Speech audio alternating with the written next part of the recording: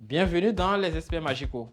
Je suis Diani Mohamed, ingénieur en génie des procédés chimiques. Aujourd'hui, nous allons parler de la senteur du savon Magico. Nous savons tous que le savon est produit à base d'huile végétale, alors que les huiles, quand on les laisse, l'huile rancit, c'est-à-dire ça dégage une odeur qui n'est pas agréable. Chez nous à Sarcy, l'huile va suivre un traitement spécial, notamment une désodorisation pour éliminer tout ce qui est arrière-odeur possible pouvant affecter la senteur finale du savon. Ça, c'est le premier point qui confère la bonne senteur à nos savons. Passons maintenant à l'étape de la saponification.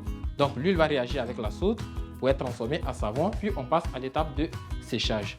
On obtient donc notre savon. Il y a plusieurs manières de faire le parfumage en savonnerie. Imaginez un peu un processus où on attend d'avoir les morceaux de savon, puis on fait le parfumage.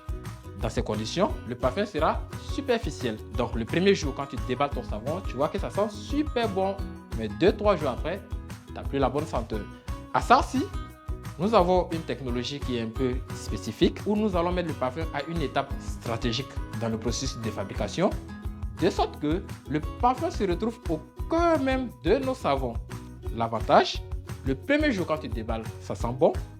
Et vu que le parfum est piégé au cœur même du savon, au fur et à mesure que tu utilises ton savon, les molécules de parfum sont libérées au fur et à mesure. Ça fait que le savon garde sa bonne senteur du début jusqu'à la fin.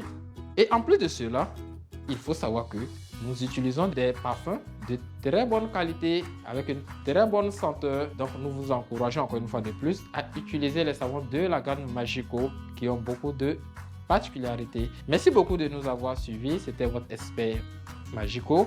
À bientôt pour de nouveaux contenus.